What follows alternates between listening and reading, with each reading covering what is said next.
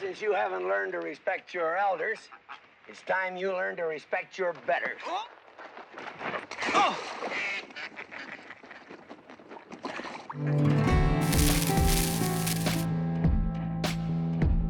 Westerns, depicting the end of an era.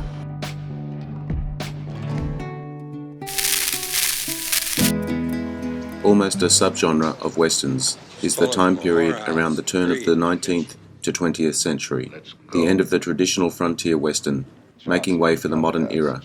Some filmmakers picked up on this and used it as a theme in their westerns, a melancholy for the past and uncertainty of the future. Many in that time struggled with the changing times, new technology, and greater changes in society. It was a new world. If you enjoyed this video, hit the notification button to get my new videos. If you want to check out my many other videos, head over to my channel. The link is in the description. Please take a moment to like and subscribe to the channel as well. I appreciate it. Let's get into it in no particular order.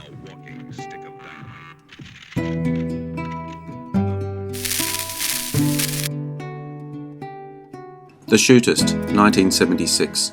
John Brooks, John Wayne, an aging gunfighter, sees a doctor he knows for a second opinion after a doctor told him he has terminal cancer. The doctor, James Stewart, confirms the diagnosis. He tells Brooks he has a month, maybe two left. Brooks takes a room in the boarding house. The son of the woman who runs it recognizes him and tells his mother who he is.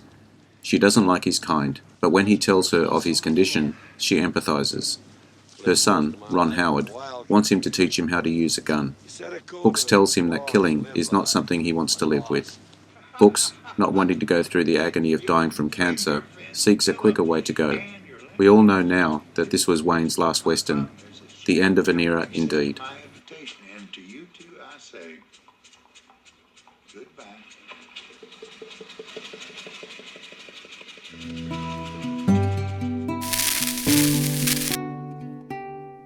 The Wild Bunch, 1969.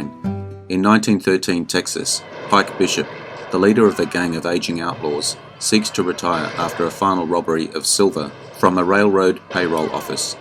An epic revisionist western film, directed by Sam Peckinpah, starring William Holden, Ernest Borgnine, Robert Ryan, Edmund O'Brien, Ben Johnson, and Warren Oates.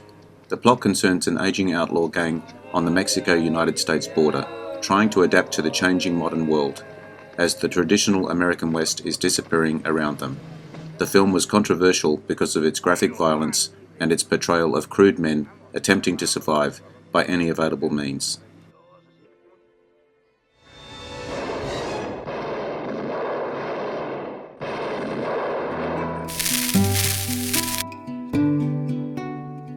Death Hunt, 1981. 1931 Canada, so technically a northern, not a western. Yukon trapper Johnson has a feud with a dog owner who later retaliates by publicly accusing Johnson of murder, and thus triggering a police manhunt in the wilderness. Directed by Peter Hunt, starring Charles Bronson, Lee Marvin, Angie Dickinson, Carl Weathers, Maury Chaikin, Ed Lauter, and Andrew Stevens. A fictionalized account of the Royal Canadian Mounted Police pursuit of a man named Albert Johnson. And the will to be free. Pure fact is, too, if I was in his boots. Face each other as enemies and triumph as heroes along the last frontier. There he is! Monty Walsh, 1972. An aging cowboy, Lee Marvin, faces the ending days of the Wild West era, as barbed wire and railways steadily eliminate the need for the cowboy. Monty and his friends are left with fewer and fewer options. New work opportunities are available to them, but what they long for is the freedom of the open prairie. Eventually, they all must say goodbye to the lives they knew and try to make a new start. Well, there's a hell of a lot fewer now.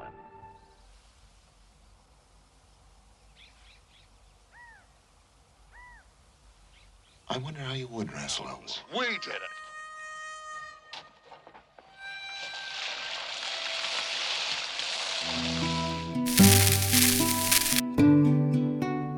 Monty Walsh, 2003. Wyoming, 1892. Tom Selleck. Monty's been a cowboy for ranchers all his life, but he's no longer young and big business is taking over the ranches. Monty Walsh and Chet Rollins are longtime cowhands, working whatever ranch work comes their way, but nothing they can't do from a horse. Their lives are divided between months on the range and the occasional trip into town.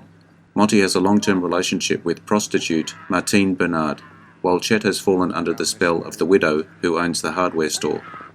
Camaraderie and competition with the other cowboys fill their days, until one of the hands, Shorty Austin, loses his job and gets involved in rustling and killing, when Monty and Chet find that their lives on the range are inextricably redirected.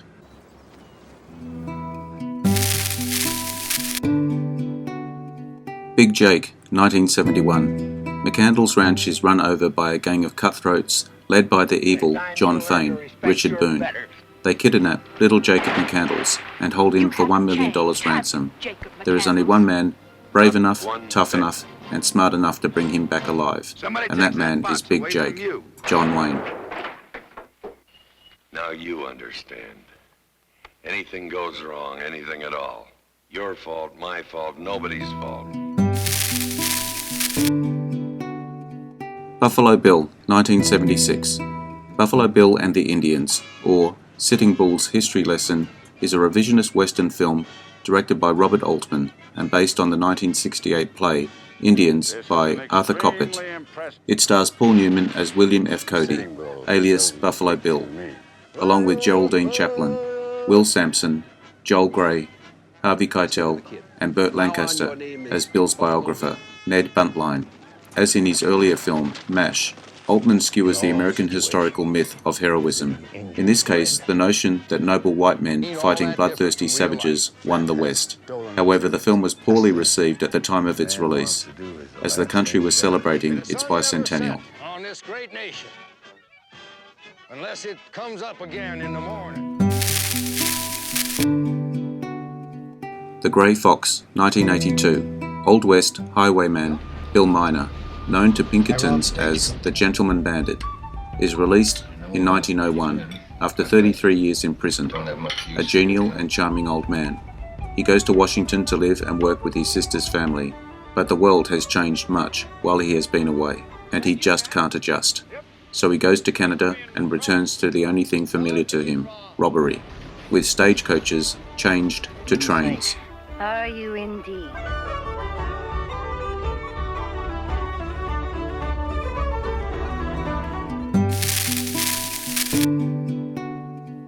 The Professionals, 1966.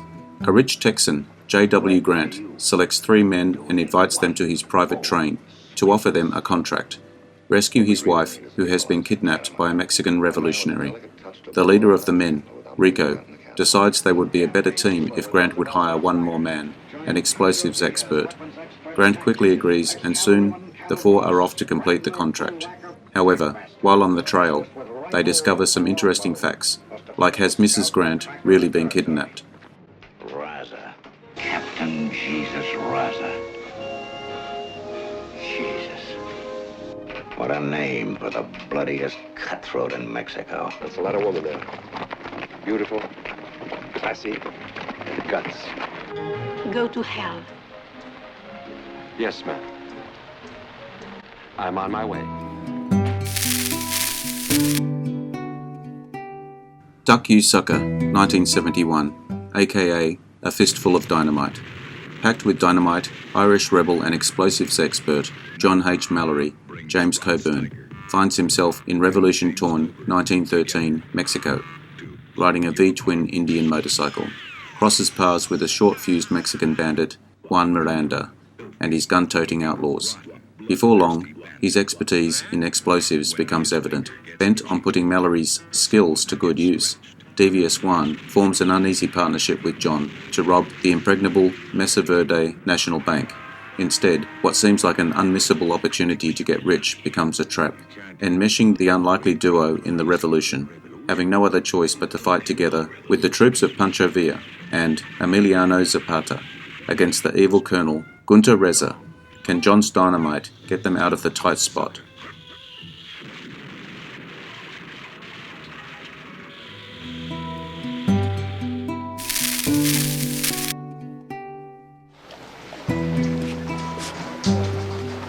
pulling from a whorehouse in Creed. Did she? Let's go. Johnson, we've got a bad situation. I have a bunch of savages out here. Do you have any idea how many cowhands there were in this country 10, 15? But he gets to be a cowboy forever, money. Lonesome Dove. I ain't doing nothing. Respect your elders. It's time you learn to respect your betters.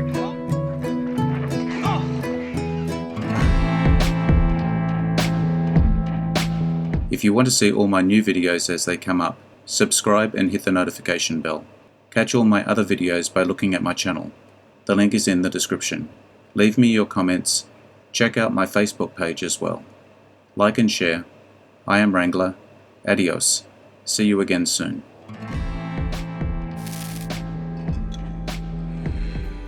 Interesting facts about famous people.